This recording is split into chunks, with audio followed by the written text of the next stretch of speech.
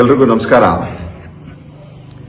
ಏನು ಪರಿಶಿಷ್ಟ ಜಾತಿ ಒಳಗಡೆ ಒಳ ಮೀಸಲಾತಿ ಜಾರಿ ಮಾಡಬೇಕು ಅನ್ನೋಂಥದ್ದು ಬಿಲ್ಲು ನಿನ್ನೆ ವಿಧಾನಸಭೆಯಲ್ಲಿ ಅಂಗೀಕಾರ ಆಗಿದೆ. ಒಂದು ಹಂತದಲ್ಲಿ ಅದು ಕಾನೂನು ಬಾಹಿರ ಬಿಲ್ಲೇನೆ ಸಹ. ಯಾಕೆ ಹಿಂಗೆ ಹೇಳ್ತಾ ಇದ್ದೀವಿ ಅಂತ ಅಂದ್ರೆ, ನಿಮ್ಗೆಲ್ಲ ಗೊತ್ತಿದೆ ಪರಿಶಿಷ್ಟ ಜಾತಿ ಒಳಗಡೆ ಮೀಸಲಾತಿ ಯಾವ್ಯಾವ್ದಕ್ಕೆ ಅನ್ವಯ ಆಗ್ತಿತ್ತು ಆ ಎಲ್ಲ ಫೀಲ್ಡ್ಗಳಿಗೂ ಒಳ ಮೀಸಲಾತಿನೂ ಕೂಡ ಜಾರಿಯಾಗಬೇಕು. ಆದರೆ ಸರ್ಕಾರ ಏನು ಮಾಡ್ತಾ ಇದೆ, ಒಂದೊಂದಾಗಿ ಹೋರಾಟ ಮಾಡಿದಾಗ ಒಂದು ಬಿಸ್ಕೆಟ್ ಬಿಸಾಕ್ತಂಗೆ, ಇನ್ನೊಂದು ವಿಚಾರಕ್ಕೆ ಹೋರಾಟ ಮಾಡ್ತೀವಿ, ಇನ್ನೊಂದು ಮಾಡ್ದಂಗೆ ಎಲ್ಲ ಪೊಲಿಟಿಕಲಿ ಒಂದು ಮೈಲೇಜ್ ತಗೊಳಕ್ಕೆ, ನೀವು ಹೋರಾಟ ಮಾಡಿದ್ರಿ, ನಾವು ನಮ್ಮ ಸರ್ಕಾರ ನಿಮಗೆ ಮಾನ್ಯತೆ ಕೊಟ್ಟು ನಿಮ್ಮ ಹೋರಾಟಕ್ಕೆ ನಿಮ್ಮ ಬೇಡಿಕೆನ ಅಂಗೀಕರಿಸಿಕೊಂಡಿದ್ದೀವಿ ಅಥವಾ ಅದಕ್ಕೆ ಪೂರಕವಾಗಿ ಹೆಜ್ಜೆ ಇಟ್ಟಿದ್ದೀವಿ ಅಂತ ತೋರಿಸ್ಕೊಳ್ಳೋ ಅಂತ ಒಂದು ಷಡ್ಯಂತ್ರ ಇದು. ಕಾಂಗ್ರೆಸ್ ಸರ್ಕಾರ ಇನ್ನು ಎಷ್ಟು ತುಳಿತಿರ್ರಿ ಈ ಮಾದಿಗ ಸಮಾಜಕ್ಕೆ? ಇನ್ನು ಎಷ್ಟು ತುಳಿಬೇಕು ಅನ್ಕೊಂಡಿದ್ದೀರಾ ನೀವು?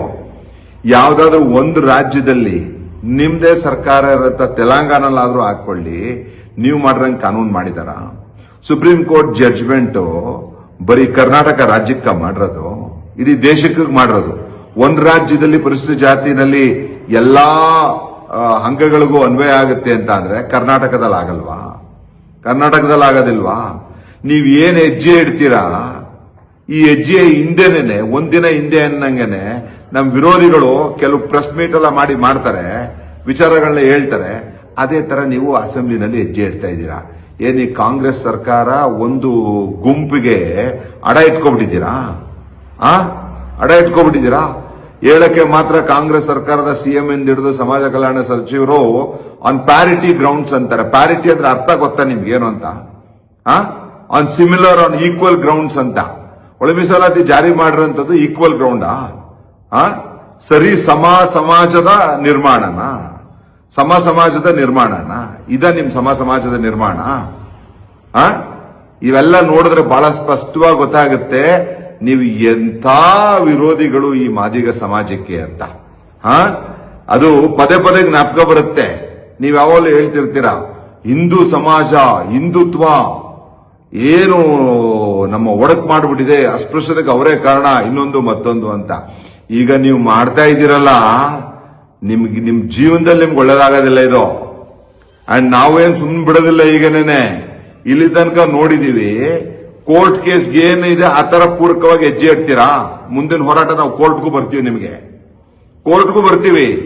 ಎಲ್ಲಿ ಹೇಳುತ್ತೆ ಒಳ ಮೀಸಲಾತಿನಲ್ಲಿ ಒಂದು ವಿಂಗ್ ಕೊಡಬೇಕು, ಒಂದು ವಿಂಗ್ ಕೊಡಬಾರ್ದು, ಇದು ಕೊಡಬಾರ್ದು ಅಂತ. ಯಾಕೆ SC/ST TSP ಅನ್ನೋಂಥದ್ದೆಲ್ಲ ನೀವು ರೂಲ್ಸ್ ಅಲ್ಲಿ ಮಾಡ್ತೀವಿ ಅನ್ನೋದಾದ್ರೂ ನಿಮ್ಮ ಆಕ್ಟ್ ನಲ್ಲಿ ಬಹಳ ಸ್ಪಷ್ಟವಾಗಿ ಹೇಳ್ಬೋದಿತ್ತು. ಸಂವಿಧಾನದ ಅಡಿನಲ್ಲಿ ಮೀಸಲಾತಿ ಯಾವ್ಯಾವ ಅಂಗಗಳಿಗೆ ಅನ್ವಯ ಆಗುತ್ತೆ ಅಲ್ಲೆಲ್ಲ ಜಾರಿ ಮಾಡ್ತೀವಿ ಅಂದ್ರೆ ಮುಗ್ದೋಗಿರೋದು ನಿಮ್ಮ ಆಕ್ಟ್ ನಲ್ಲಿ. ಯಾಕಂತ ಹೇಳ್ತಲ್ಲ ನೀವು? ಅಂದ್ರೆ ಇನ್ನು ಬಡ ಮಾದಿಗ ಸಮಾಜದ ಎಲ್ಲರೂ ದೋಚಬೇಕು ಅಂತನಾ? ನಾಚಿಕೆ ಆಗಲ್ವ ನಿಮಗೆ? ಇದು ನಿಮ್ಮ ಸಮಾಜದ ನಿರ್ಮಾಣ.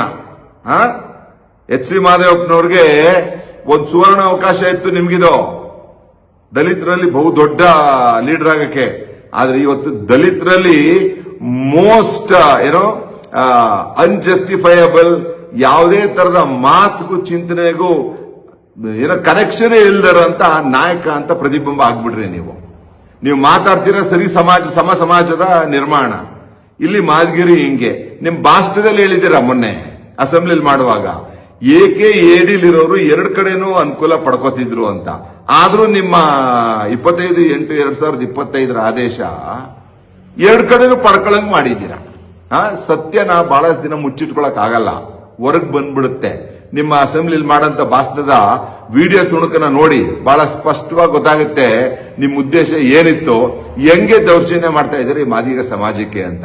ಹಾಗಾಗಿ ಮೀಸಲಾತಿ ಅಂತ ಅಂದ್ರೆ ಬಡ್ತಿ ಕೊಡಬೇಕಿತ್ತು, ರಾಜಕೀಯ ಕ್ಷೇತ್ರ ಕೊಡಬೇಕಿತ್ತು, ಹೊಸ ನೇಮಕಾತಿ ಬ್ಯಾಕ್ಲಾಗಿಗೆ ಕೊಟ್ಟಿದ್ದೀರಾ ಅಂತ ತೋರಿಸಿದ್ದೀರಾ. ಮೆಡಿಕಲ್ ಕಾಲೇಜ್, ಇಂಜಿನಿಯರಿಂಗ್ ಕಾಲೇಜ್ ಅನ್ನೋಂಥದಕ್ಕೆ ಎಜುಕೇಶನ್ ಅನ್ನೋಂಥದ್ದು ಬಹುಶಃ ರೂಲ್ಸ್ ಅಲ್ಲಿ ಬರ್ತದೆ ಅಂತ ಭಾವಿಸ್ತೀವಿ. ಈ ರೀತಿ AD ಅಂತದ್ದು ನಾಳೆ ಎಂತ ಪರಿಸ್ಥಿತಿ ಆಗುತ್ತೆ ಗೊತ್ತಾ? ಒಂದೊಳ್ಳೆ AC ಪೋಸ್ಟ್ಗೋ ಅಥವಾ AEE ಪೋಸ್ಟ್ಗೋ ಅಥವಾ ಇನ್ಯಾವ್ದಾರ ಕ್ರೀಮಿ ಲೇಯರ್ ಪೋಸ್ಟ್ಗೋ ಯಾರೋ ಒಬ್ಬ ಮಾದಿಗ ಸಮಾಜದ ಗುಂಪಿನವನು ತಗೊಳ್ಳಿ ಸರ್, ನಾವು ಎ ಗುಂಪಿಂದ ಬಂದಿದೀವಿ, ನಮ್ ಗುಂಪು ಕೊಡಿ ಅಂತ ಅಂದ್ರೆ AKID ಸರ್ಟಿಫಿಕೇಟ್ ತಗೊಂಡ್ರೋನು ಅರೆ ನಾನು ಈ ಗುಂಪಿನಲ್ಲಿ ಹಾಕ್ತೀನಿ ಅಂತ ಒಬ್ಬ ವಲಯ ಸಮಾಜದವನ್ನ ಹಾಕಿದ್ರೆ ನಿಮ್ಮ ಮೀಸಲಾತಿ ಜಾರಿ ಮಾಡ್ದಂಗ? ಇದು ಇವತ್ತು ಕಾಣಲ್ಲ, ಇವತ್ತು ಕಾಣ್ತಾ ಇಲ್ಲ. ಯಾಕೆ ಅಂತಂದ್ರೆ ಇನ್ನು ಕೆಲಸ ಕೊಡುವಂತ ಸ್ಥಿತಿ ಬಂದಿಲ್ವಲ್ಲ. ಅದಕ್ಕೆ ನೀವು ಕಾಲ್ ಫಾರ್ ಮಾಡಬೇಕು, ನೀವು ಎಕ್ಸಾಮ್ ಕಂಡಕ್ಟ್ ಮಾಡಬೇಕು, ನೀವು ಇಂಟರ್ವ್ಯೂ ಮಾಡಬೇಕು, ಆಮೇಲೆ ನೀವು ಕೆಲಸ ಕೊಡುವಂತ ಟೈಮ್ನಲ್ಲಿ ಈ AKID ಇರುವಂತ ವಲಯನ ಸೇರಿಸಿದ್ರೆ ಬಡ ಮಾದಿಗರು ಏನ್ ಮಾಡ್ಬೇಕು ಅವಾಗ? ಈ ವಿಚಾರಕ್ಕೆ ನಮಗೆ ನಿಮ್ಮ ಸರ್ಕಾರದ ಆದೇಶ ಮಾದಿಗರಿಗೆ ಮರಣ ಶಾಸನ ಅನ್ನೋಂಥದ್ದು ತಪ್ಪಾ? ಇವತ್ತು ಹೇಳ್ತೀನಿ ಕೇಳಿ, ನೀವು ಬರ್ದಿರಂತದ್ದು ಮಾದಿಗರ ಪಾಲಿಗೆ ಮರಣ ಶಾಸನ. ಯಾಕಂದ್ರೆ AKID ನೀವು ಸರಿಪಡಿಸಲಿಲ್ಲ ಅಂತ ಅಂದ್ರೆ ಹಿಂದೆ ಸಿಕ್ತಿತ್ತಲ್ಲ ಬರೀ ಕ್ಲಾಸ್ 4 ಎಂಪ್ಲಾಯಿಗಳು ಅಷ್ಟು ಮಾತ್ರ ಮಾದಿಗರಿಗೆ ಸಿಕ್ಕುತ್ತೆ ಹೊರತು ಒಳ್ಳೊಳ್ಳೇದು ಯಾವುದು ಕೂಡ ಮಾದಿಗರಿಗೆ ಸಿಕ್ಕದಂಗೆ ನೀವು ನೋಡ್ಕೊಂಡಿದ್ದೀರಾ.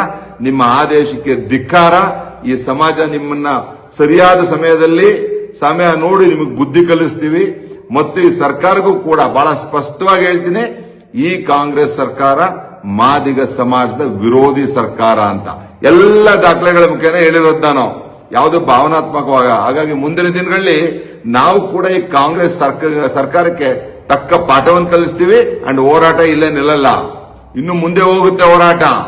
ಕಟ್ಟ ಕಡೆಯ ಸವಲತ್ತು ಅನುಕೂಲಗಳು ಮಾದಿಗ ಸಮಾಜಕ್ಕೆ ಸಿಗೋ ತನಕನೂ ಹೋರಾಟ ಮುಂದುವರಿಯುತ್ತೆ ಅಂತ ಹೇಳ್ತಾ ನಿಮ್ಮೆಲ್ಲರಿಗೂ ಒಂದ್ಸಿ ನನ್ನ ಮಾತನ್ನ ಮುಗಿಸ್ತೀನಿ. ಜೈ Madiga. The voice of Madiga, ನಿಮ್ಮಿಂದ ನಿಮಗಾಗಿ, ಸತ್ಯದ ಪರವಾಗಿ, ಸಮಾನತೆಯ ಹಾದಿಯಲ್ಲಿ.